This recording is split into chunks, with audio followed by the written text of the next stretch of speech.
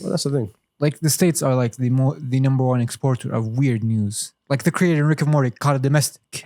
For God's sake. That's the thing. Florida man is the thing. For a long time, they were on this high horse of being leaders and whatever the fuck you want to call them. Bro, that's just But media. now, no. They were. They had the best technology. They had the best fucking entertainment. They had everything the best. Disney, come on, bro. Disney World, لحالها. That was Think about it in the 80s and the 90s, what the fuck it was. So they always had the best thing. And they were in a certain class on their own. No one was next to them. Yes, need to remind you of Al-Ghazw al-Fikri narrative. Yes. there was I think at that time the reason they were able to succeed because they had the ability to focus their energies. Oh, communism bad. Let's put all our energies against fighting communism.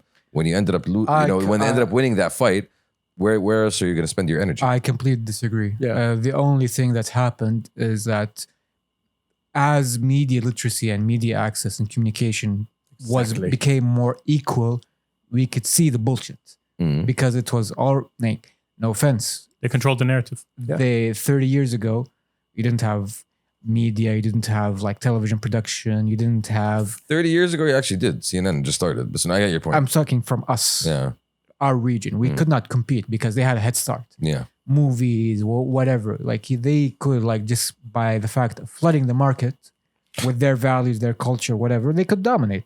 But now the pendulum is swinging our side by the idea that we actually see the bullshit that's happening there. Yeah. Again, Al Jazeera, for example, when it first came on here, it was the one that was showing the things that no one else would fucking show you, right?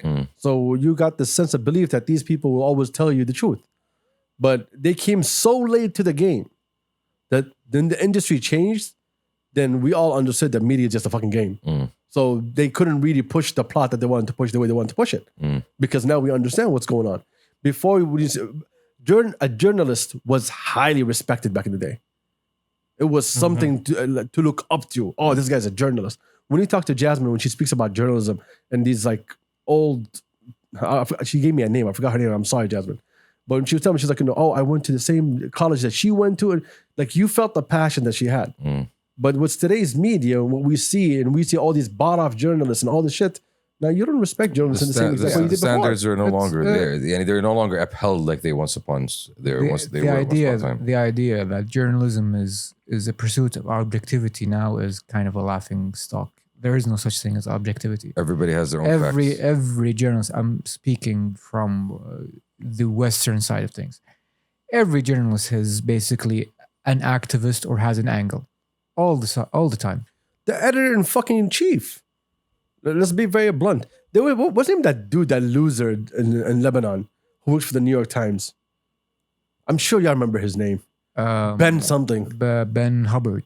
Yes. You cannot tell me this dick doesn't have an agenda. Bro, they all do. I know. That's the part of the point here. The point. And all of them have a boss that's also giving them a direction. They're trying to sell. They're trying to sell a story in a certain way. Oh, you're telling me that the Qatar World Cup was great? No, that's not what I want to hear. I want to hear how people are oppressed. But everybody was having a good time. It was well done. No. But that's not the story. No. Exactly. The headline has to be a woman in an abaya, probably looking sad.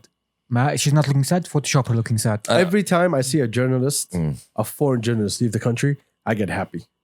Shuf, and I was thinking of it in terms of just going back to the point that once upon a time, when the modern world was coming into place, you had two equal opposite blocks. You had a liberal internationalist bloc. You had a socialist communist bloc, basically. So there was a focus in terms of each bloc trying to drown out the other bloc's truth with your own truth. True. And for a long time we ended up with the liberal bloc because as a religious people, as a religious society, we know the idea of atheist communism take over is not something that we can accept at all.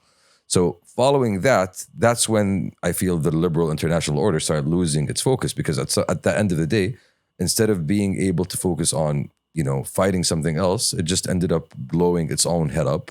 And that had ended up being too big and then falling off the ladder. And we saw that happening the past 10 years. And they're still fighting to keep that place. Yeah.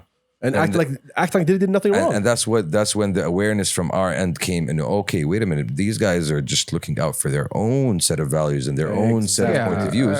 And our values don't necessarily align here. Once upon a time, they aligned because we both agreed on a certain thing.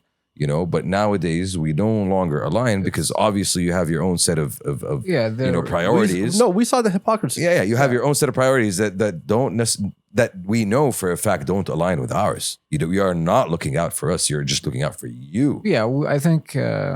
So we start taking action to kind of resolve that on our own. The big wake up call, I think, for a lot of people was Iraq. Yes. It was the moment where we saw it like, the emperor has no clothes. Mm-hmm. Like the idea. It's three things in our region that keeps reminding us Israel, Palestine. Assholes. Israel, Palestine. Palestine, Iraq, and the Iran Egypt. Deal. And for me, it's the Iran deal as Egypt well. was Iran deal was after that. Yeah, Egypt was the one that really solidified the thinking. Iraq started it, yes, but what happened in Egypt and how things played out in Egypt. Palestine was from back in the day. Yes, Palestine was the original. Yeah. Was the original sticking point. Which you see to this day. Them. Yeah, is that anything they tell you, human rights, whatever, but they give free reign to the person they want to give free reign to, do things that they want to do. Yeah, you can find. They bluntly on TV killed a reporter. And they just put that shit under the rug. Bro, they criminalized being an anti-Semist, but go ahead and be an anti-Islamist, and that's fine. Because here's the thing. Like, and you say criminalize being an anti-Semite, but you do not even go into what that even means.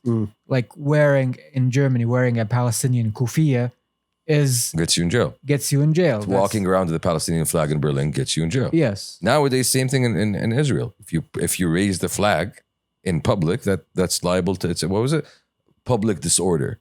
They can get jailed for public disorder, promoting public disorder. You see the levels of fear? Yeah. You know, they're criminalizing the words, the symbols, the languages. That's why there's so much value in how the Middle East is changing today.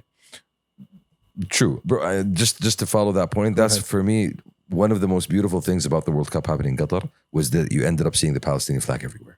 Even the teams that won, like even in the stadiums, that symbol of that's us exactly was so prominent that you can't drown that out. You know, that just and if fight the narrative. If we keep uniting, if we go and we build our own EU in the Middle East, and we have all the resources, we have everything.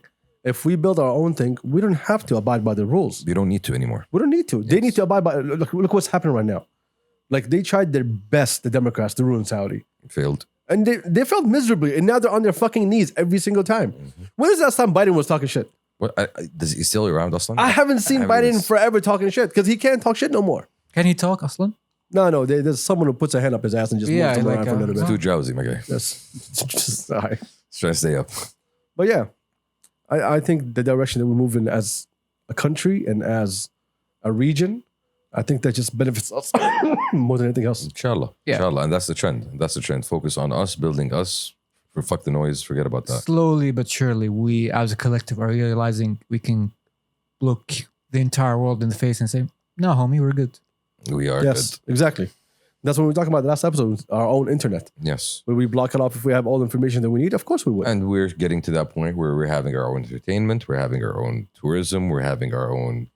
This actually reminds me of one of the more infuriating moments of whiteness I had seen. Moments of whiteness. Yes. Back in the days of super duper COVID, when people were afraid and lockdowns and what have you, there was a U.S. senator or congressman or whatever, like a super white, if we're going to use the terminology. So the super white was talking to the lesser whites about COVID restrictions. And he was listing off research that had informed the decision. He said, yeah, we have research from like China, Japan, Sweden, and strangely enough, Saudi Arabia. Ah, that was in California. Yeah. That was the governor. Yeah. Like Gavin something. Yeah. Gavin Dickhead or whatever his name is. Like, Yanni, like just throwing that out there, like my guy, like, do you think we type in the computer by bashing our forehead at the keyboard? I mean, why is that? Why do you have to go out of the way and make it seem weird? Strangely enough.